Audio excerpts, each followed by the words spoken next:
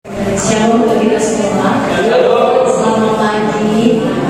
Terima kasih untuk panitia yang telah mempersiapkan seluruhnya dengan sangat baik hari ini dalam segala yang sudah dilakukan, memaksimalkan apa yang kita punya.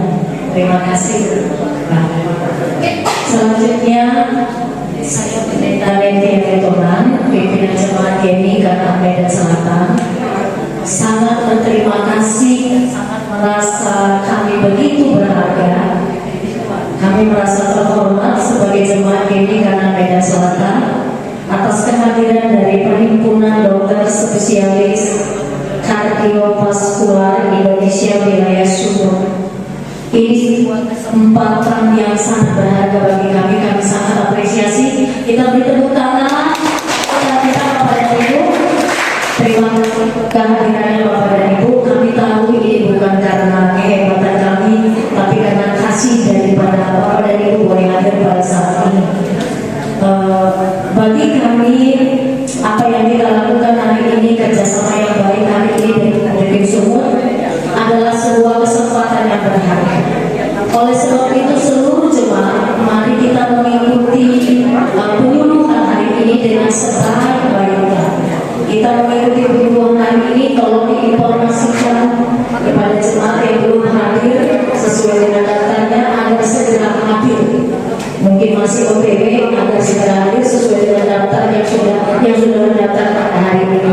Sekali lagi atas nama Gereja Metodis Indonesia GMI Kanaan Medan Selatan, terima kasih yang sebesar-besarnya untuk Pak Sumut. Bapak dan Ibu diberkati Tuhan di dalam melaksanakan tugas-tugasnya, diberkati kehidupan pribadi dan keluarga. Tuhan Yesus memberkati kita.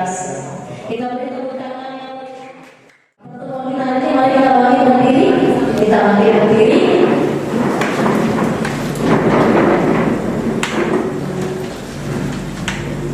Saya pimpinan jemaat GMI Kanaan Medan Selatan, Pendeta Leti Retonan, secara resmi membuka kegiatan Paskah ini dalam rangka penyuluhan dan pemeriksaan kesehatan bersama dengan Perkim Sumut, kemudian Paranita Lab, kemudian Yakul di dalam nama Bapa, Anak dan Roh Kudus.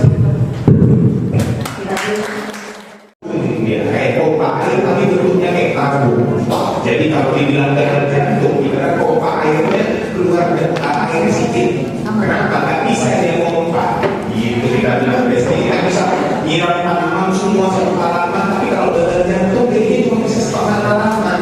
Nah, kurang airnya gak ada. Jadinya kayak gimana? Tanamannya rusak, badannya capek. Nah, tanda-tandanya itu kayak gitu. Jadi kondisi di mana dia gak mampu dipompakannya airnya. Itu badan kita, dia capek, makanya sesak dia kalau gerak cepat, berat kerjanya, dia langsung capek. Nah, itulah yang dimaksud dengan gagal jantung. Nah, oke, selanjutnya. Oke, jadi kalau ya ini kita pakai kaos sebenarnya biasanya itu bayi orang dewasa juga bisa.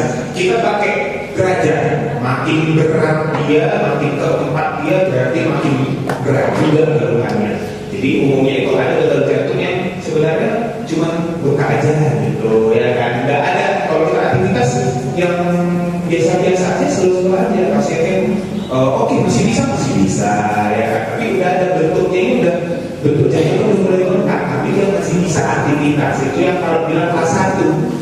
Kalau kelas 2 ya kan, ada sedikit udah mulai terbatas. Tanda kita 2 lantai udah mulai lebih capek dari biasanya, tapi sedikit aja. Nah, kalau udah kelas 3, nah dia udah capek, udah terasa.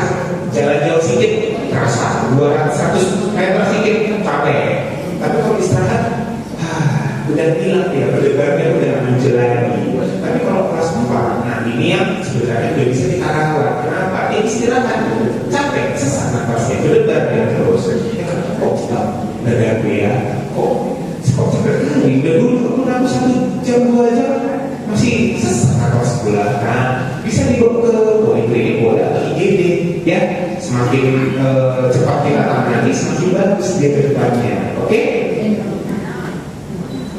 jadi kita harus tahu dulu penyebabnya apa yang nampak sama orang-orang keluarga-keluarga kita yang bekerja itu, apa yang mau kami periksa, apa yang mau kami kasih obatnya. Nah, penyebabnya apa? Ada penyakit jantung bawaan, ada itu jantungnya longgar, ada juga karena riwayat serangan jantung, nyumbat dia. Nah, bisa. Risikonya kenapa?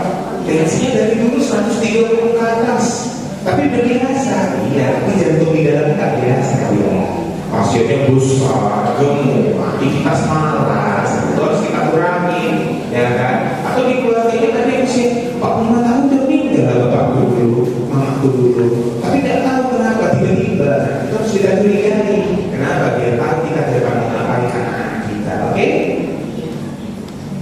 Nah, akibat gagal jantung kalau udah terlalu berat, umumnya bisa jadinya perawatannya di ruang ICU intensif, harus pakai obat dosis tinggi, kita naikkan tekanan darahnya kalau udah rendah kali, kita buang cairannya karena cairannya itu numpuk di paru-parunya, itu makanya sesak pasiennya karena tak mampu dia mau pompanya terus balik dia ke sana, balik ke parunya, sesak ya. Makanya kadang-kadang ada yang kita bantu pakai udah berat kali, tapi kok masih ringan, kita masih rawat di ruangan, kita kasih banyak obat kencingnya enak nafas biasa. Nah, yang paling berat itu bisa kematian. Makanya kita kalau bisa secepat mungkin kita deteksi pasiennya. Oh, udah tahunya pernah aku dijelaskan dulu waktu penyuluhan di gereja. Nah, kalau misalnya dia udah istirahat terus sesak, nah terus kayak IGD itu. Nah, segera ngapain? Kita mencegah nomor 1 kematian. Semakin besar kita cegah, semakin cepat kita deteksi, semakin besar mungkin kita cegah kematian. Oke? Nah, itu mau ngapain kita? Nah, kita kenali gejalanya, kita lihat jadi gejalanya ada sesak nafas, kayak tadi istirahat, kakinya bengkak lah. Nah, kaki bengkak ini sebenarnya bisa banyak macam-macamnya. Ada yang dari jantung, ginjal, ada yang dari darahnya sendiri bermasalah. Gimana aja bengkak kakinya? Nah, kita tekan kakinya, tekan kakinya kira-kira 5 detik, 10 detik. Kalau dalam 10 detik kita tarik, nggak balik bentuk sebuah tangannya, itu kemungkinan besar jantung atau ginjalnya bermasalah. Nah, itu bisa dapat dokter kalau dia dia kakiku bengkak, dokter kan 5 detik, kan tadi baliknya. Tapi kalau ibu hamil beda, ibu hamil itu bengkak kakinya kita tekan, harus balik lagi dia. Bentuk tekanannya itu apa? Ini memang faktor normal itu. Oke, kemudian kalau pasiennya tidur nih, baru dia datang, sesak ngantuk kalau belum kekenaan, itu tandanya hati-hati pada pasien-pasien yang berbati makin sesak dibandingkan duduk. Itu tandanya pasiennya cuma jalan sedikit udah ngos-ngosan, duduk lagi jalan dikit 5 meter udah ngos-ngosan, itu udah bisa diupain dokter ya. Nah, pemeriksaan gagal jantung apa lagi? Pemeriksaannya itu jumpai dokternya. Nanti dipertanyakan apakah selama ini aktivitasnya berberat atau enggak, ada tertunda aktivitas atau enggak. Nanti kita lakukan rekaman jantung. Rekaman jantung yang akan kita lakukan di sini sama kakak-kakak kita yang dari Udan Mali untuk diperiksa listriknya bermasalah. Sama sebenarnya kita cek darah. Nah, tim dari Pratika juga ada, kita mau ngecek darah. Nah, kalau kita obat gimana? Kalau obatnya itu 100% menyembuhkan, jadi kita bisa buat alur ini stabil, aktivitasnya bisa perbaikan ya kan. Tapi kita menjadikan 100% sembuh. Tapi kita menjadikan angka kedepannya itu jauh lebih bagus. Bisa aktivitas tenang, nggak sesak-sesak, nggak dari masuk gigi. Itu yang target kita cukup. Terus harus pasien orang-orang kayak gini itu istirahat malamnya cukup. Nah, istirahat pagi siangnya nggak bisa banyak ya, tapi istirahat malamnya boleh 7 jam ini. Terus nanti kalau udah stabil, misalnya ada pulang dia bisa aktivitas harus olahraga, apalagi mobilitas. Olahraganya pelan-pelan, dimulai dari jalan setengah jam aja, 3 hari, 5 hari seminggu boleh, ya kan? Tapi sampai tiap 10 menit istirahat boleh, ya.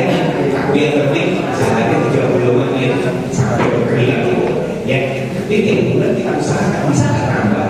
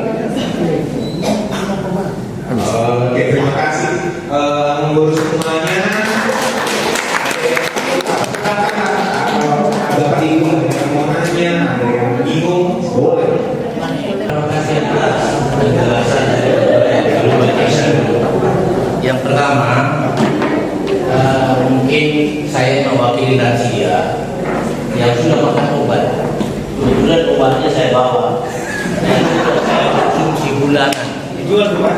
Dokter yang di sampingnya mengasihi. Dan ini menjadi fungsi dari BPJS.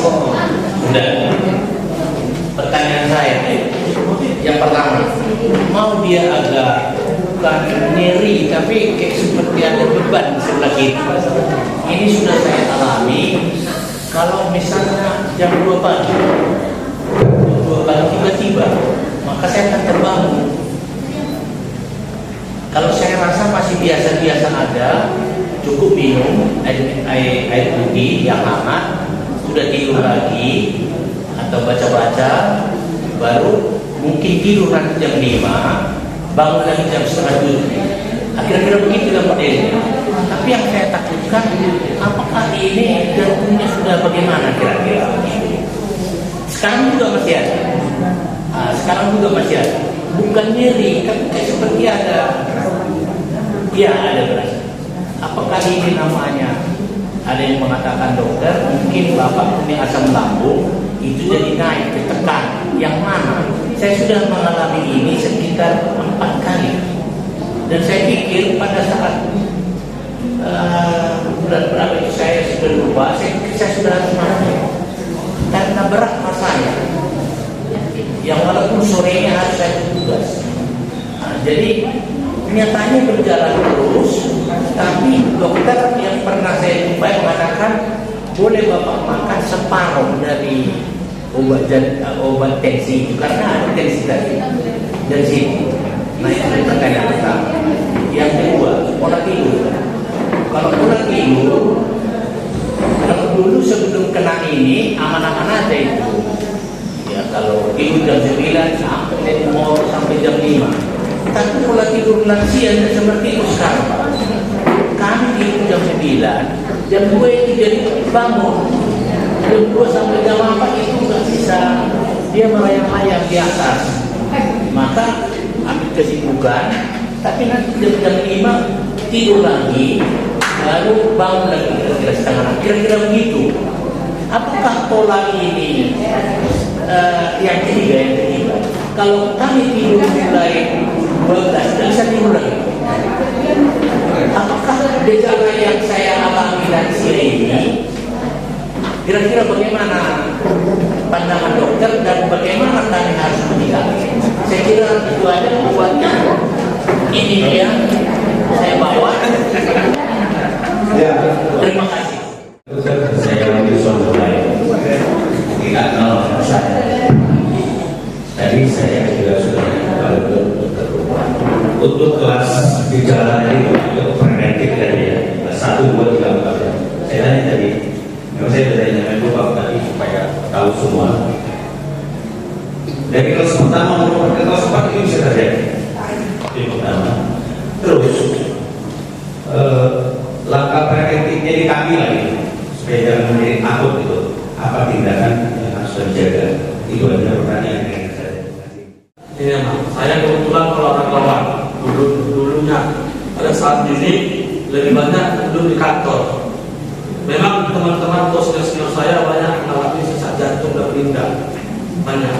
Jadi saya meminta advice ataupun tips bagaimana menjaga pola kehidupan yang lama dengan sekarang ini, karena saya lakukan aktivitas olahraga memang terasa juga jadi saya minta advice terkait dengan pola kehidupan saya hari ini. Terima kasih. Ya, terima kasih. Kondisi jantungnya itu, kemudian tadi ada pertanyaan, bisakah dari yang kelas 1 tiba-tiba jadi kelas 4 sesak nafasnya? Kemudian yang terakhir itu bagaimana pola hidup yang sebaiknya, apalagi untuk seorang olahragawan yang kembali hidup atau aktivitas sambil menjaga, karena memang yang kita ketahui semakin muda sekarang semakin ada aja masalah jantung, tiba-tiba udah selesai aja, kan gitu. Ya, silakan ada dulu. Tertawa, silakan masuk, ini salah satu dan kita silakan masukkan. Kasih kaki. Oke, bagus pertanyaan, semua bagus pertanyaannya. Berat-berat pertanyaan sebenarnya. Jadi yang pertanyaan dari pertama berarti tidak ada pernah malam. Ya, karbohidrat sebagai, jadi kita bilang angina. Nah, angina itu apa? Angina itu adalah keadaan tidak nyaman di dada, bisa dalam bentuk berat, nyeri, bisa muncul kapan saja. Nah, angina itu retoris. Nah, keadaan angina ini mirip dengan keadaan sakit lambung, ya kan? Bisa dari jantung, bisa dari lambung, bisa dari paru. Nah, hal ini harus dipisahkan masing-masing. Jadi bisa dilakukan pemeriksaan tambahan. Kita akan lakukan pemeriksaan tambahan untuk menilai memang ada masalah di jantung kan. Kalau jantungnya aman, baru kita periksa yang lain. Kenapa? Karena jantung utamanya kalau udah nggak enak di bagian dada atau punggung belakang kiri. Oke, nah kalau misalnya aman dari jantung, bisa kita pindah ke kerongkongan, bisa kita pindah ke paru-paru seperti. Jadi apa pemeriksaan yang bisa kita lakukan? Sebenarnya dari poliklinik bisa kita lakukan pemeriksaan CT scan jantung, kan? Atau kita lakukan pemeriksaan seperti tadi paling ringan aja lah EKG. Atau yang sudah mau langsung tahap lanjut revitalisasi jantung boleh, atau USG jantung dahulu. Ya, kalau misalnya nanti revitalisasi jantung nanti mungkin sama dokter yang berkaitan di rumah sakit atau di Pakar.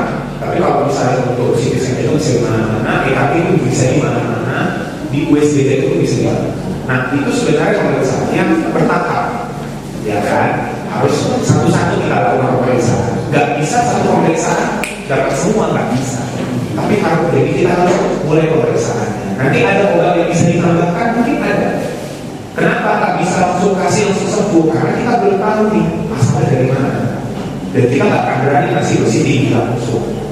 Harus perlahan. Dan obat itu beda efeknya ke masing-masing pasien.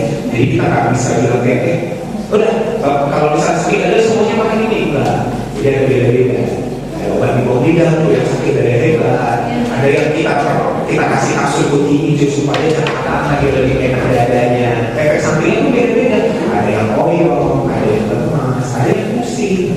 Nah, jadi kita harus mengira kalau yang seperti keluhan itu harus jumpai dokter Blesdova langsung, harus konsultasi sangat dekat, face to face. Nah, untuk yang lansia, untuk istirahat ini memang ini udah banyak kasus, ada banyak penelitian juga bahwa orang tua itu apalagi yang sudah pernah terkena masalah jantung itu memang terganggu hidupnya. Ini dan sehingga kualitas hidup di pagi dan siang terganggu. Tapi kalau pagi siangnya tak terganggu, kita nggak ada pemberian obat. Nah, kenapa bisa terjadi hal kayak gini? Kita bilang ini circadian rhythm itu adalah momen di mana orang istirahat yang mengatur itu. Nah, apakah terganggu karena penyakitnya atau memang secara normalnya karena faktor usia bisa kayak gitu? Nah, bisa kita kasih obat, bisa, tapi harus diperhatikan lagi. Jadi harus dipertanyakan, ada listnya lagi dipertanyakan lagi. Pagi siang kita gimana? Ngantuk nggak? Lemas nggak? Terganggu nggak? Nah, malamnya tidurnya nggak bagus nggak? Udah higienitas tidur belum? Ada namanya tips kita higienitas tidur. Matikan semua alat elektronik, tidak ada alat elektronik masuk ke kamar, atau hanya masuk ke tempat ke kamar tidur waktu sudah ngantuk, jangan waktu segar. Nah, kalau itu sudah dilakukan dan ternyata masih terbangun juga, nah, itu kita baru datang ke dokter, bisa dokter jantung, dokter saraf, dokter yang tidak konsultan geriatri atau dokter kesehatan jiwa. Jadi mereka adalah mengatur tidur nanti. Tidak semua butuh obat ya. Nah, ada yang butuh obat, tapi nggak bisa kita bilang semuanya pakai obat. Karena obat tidur itu juga efek sampingnya lumayan. Nah, itu harus hati-hati. Oke, tapi bagus, pertanyaan bagus. Oke, pertanyaan selanjutnya. Tadi apakah pasien memang sudah ada ditemukan dari dokternya salah satu masih aktif biasa, tapi di itu udah mulai meningkat nih, bisa nggak tiba-tiba sebenarnya sakit? Pada keadaan yang Bapak bilang akut. Jadi akut ini adalah keadaan tiba-tiba cepat yang berat. Karena kalau kronis itu keadaan udah lama berangsur-angsur. Nah, misalnya ada apa? Pasien yang hipertensi tiba-tiba melonjak tinggi, pasien yang serangan jantung, pasien yang misalnya karena suatu misalnya karena infeksi berat begitu ya bisa terjadi, tapi secara harus biasanya ada yang memicunya ya, ada penyakit tambahan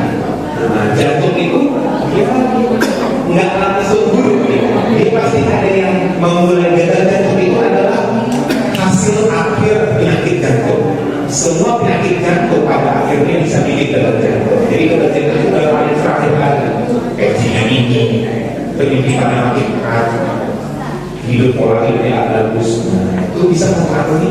Tapi sepakat orang tadi itu perbuatan dari yang penyakit sebelumnya itu. Pertanyaan terakhir tadi office worker, jadi orang-orang yang kerjanya banyaknya duduk, tidak hidup sedentary. Nah, sedentary itu gimana? Banyaknya duduk, jarang gerak. Kenapa? Karena kebutuhan pekerjaan, kemampuan. Nah, itu sebenarnya harus dihindari. Bagaimana? Setiap pekerjaan pasti bisa untuk istirahat ya minimal 20 menit. Kan? Kita anjurkan selama 20 menit itu kalau bisa ya jalan. Misalnya belum waktunya makan siang, misalnya di jam 10, jam 11 mau jalan aja. Perjalanan badan boleh kita anjurkan. Terus saya nggak bisa, ada waktu untuk istirahat. Oke, setelah pulang kerja atau sebelum kerja apakah bisa untuk aktivitas? Nah, kalau bisa minimal jalan 150 menit satu minggu. Jadi kalau kita bilang kok 20 menit satu hari bisa kok lakukan. Oke, 1 bulan ini saya udah jalan, tapi kok masih ada. Kita naikkan gerakannya, jalan cepat. Udah bisa lari, silakan lari. Tapi kalau obesitas jangan lari, tapi bentuknya berat. Jadi kita anjurkan kalau ada obesitas itu jalan ringan aja sampai berat badannya turun. Terus berat badan gimana? Turunkan 4 sampai 5 kilo saja sebulan maksimum. Oke, jadi untuk orang-orang yang udah olahraga berat, tiba-tiba hidupnya berubah jadi pekerja kantoran, kan itu nggak enak kali badan pasti. Ya kan, orang yang udah rutin olahraga tiba-tiba diberhentikan olahraga itu sangat gak enak. Tapi kita harus mulai melakukan lagi.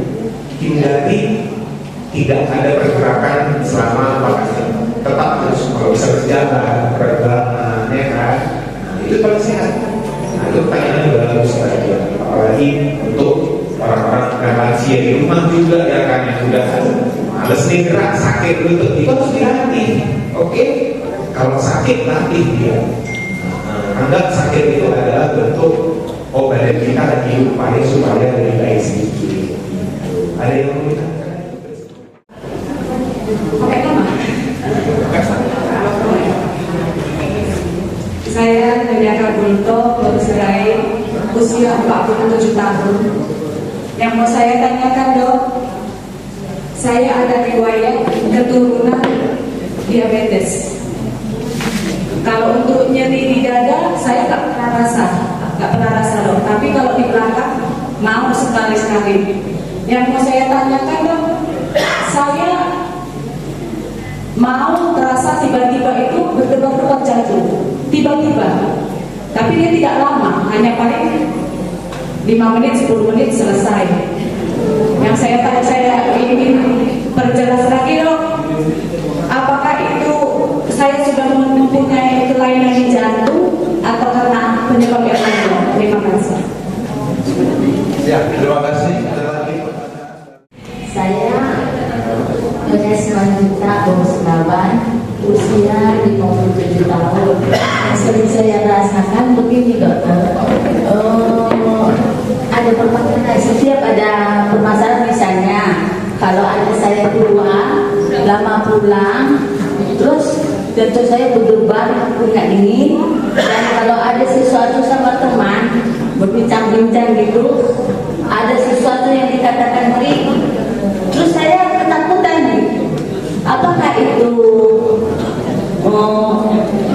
bagian dari penyakit jantung ya, Dokter? Dan yang kedua, baru-baru ini saya asam lambung di Elizabeth, jadi diperiksa semua.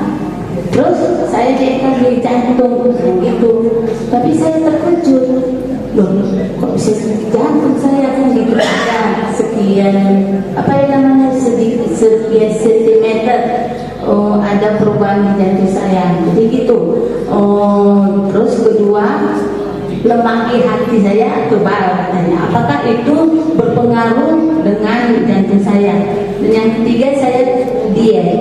Jadi sampai sekarang saya berusaha jalan pagi, ataupun tidak bisa saya jalan pagi, Jangan sore. Terima kasih ya dokter. Terima kasih. Saja pertanyaan dokter. Ada dua jenis jantung ini, ada di dada dan ada di betis. Bagaimana? Dilihat saja. Jantung betis katanya. Pernah lihat itu? Baik, terima kasih itu aja. Ya, terima kasih. Tentunya dari Ibu Kurton tadi. Jadi kita kalau sakit gula itu kita lagi diabetes, kan? Itu udah faktor risiko. Nah, kalau keluarga udah diabetes, kita lihat usianya berapa. Kalau dia makin muda, udah ketahuan diabetes, kemungkinan besar ada bakat. Nah, bakat yang sebenarnya nggak perlu dikeluarkan, nggak perlu diturunkan ya kan? Tapi bisa kena bakat ke anak. Nah, makanya begitu pasien usia di atas pasien udah 40 tahun screening. Kalau bisa dari usia muda kita screening cek darah gula. Memang udah ada bakat-bakat kan? Nah, dan kalau kita udah tahu nih, orang tua aku sakit gula, aku pola hidup sehat lah untuk mencegah sakit gula. Karena sakit gula ini sangat genetik ya. Kita nggak tahu kapan kena sampai dia gula itu meninggal. Nah begitu. Jadi kalau saya itu nggak ada keluhan, iya. Tapi perlahan organnya mulai rusak. Begitu rusak itu terlambat. Jadi kita harus mencegah dari awal. Udah tahu bakat, jangan dipertambah bakat yang lainnya kan, kecuali bakatnya bagus. Nah gitu ya. Kemudian tadi nyeri punggung. Nah memang pada wanita, orang-orang yang sakit gula, nyeri dada atau masalah-masalah jantung itu sangat, kita bilangnya nggak khas ya. Makanya dibentuklah yang tadi dokter Bes bilang, dibentuk suatu divisi khusus untuk kesehatan pada wanita saja. Kenapa kesehatan jantung pada wanita itu penting? Gejalanya nggak kayak pria.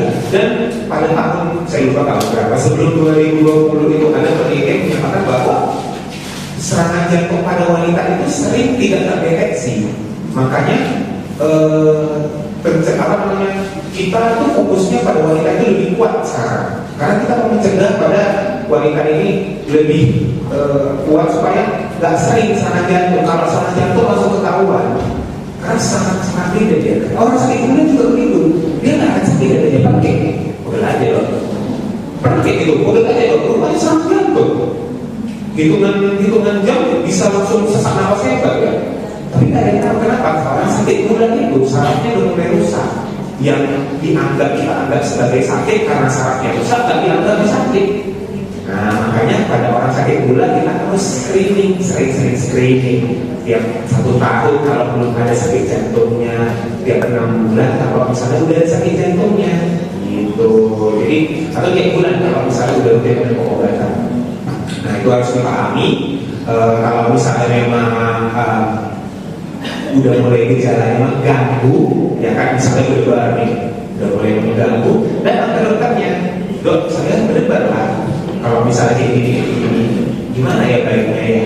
Oke, dilanjutkan untuk pemeriksaan lanjutan. Oke, kita nggak akan diam aja kalau udah dulu. Kemudian tadi Ibu selanjutnya, tadi keluhannya udah ada sedikit menebal ya katanya ya, berapa sentimeter ya jantungnya ya. Nah, itu mungkin karena itu adalah tahunan. Jadi jantung itu nggak akan pernah secara kecuali memang sangat hebat atau masalah. Tapi kalau dia selama ini tidak bergejala, berarti dia pelan-pelan tensi, pelan-pelan sering marah naik tensinya, pelan-pelan dia nambah tebal jantungnya. Jangan sering marah. Oke? Nah, gimana kalau berdebar atau berdebar ini? Nah, itu berdebar itu udah mengganggu. Kalau dia udah boleh mengganggu, segera datang ke dokter. Oke? Kalau udah cukup sering, udah mengganggu, udah tak nyaman dadanya, datang ke dokter. Pemeriksaan kita ada beberapa. Misalnya kita bisa lakukan treadmill, dilakukan di kaki. Kita lihat nih, jantungnya kalau kita kasih beban, ternyata berat, ada perubahan. Kita harus konser. Kenapa berubah? Ada perubahan nggak? Ada gagal nggak? Ada kesalahan? Lalu kita lanjut ke tata laksananya. Jadi harus tahu penyakitnya dulu. Kita nggak bisa bilang berdebar atau sakit dada nggak itu. Asam lambung juga bisa bikin dada berdebar. Makanya harus diperiksa dulu. Oke, silakan datang ke praktek dokter. Itu pertamanya boleh. Oke, kalau saya jawabnya taruh. Kemudian Pak Saradi tadi nanya jantung, ada jantung betis. Jadi ada terminologi itu sebenarnya kenapa? Karena otot yang paling salah satu yang paling kuat. Jadi untuk membalikkan jantung itu salah satunya betis, ya kan? Jadi pada orang, jadi kita ada pembuluh darah jantung ke ada darah ada di jantung, ya kan?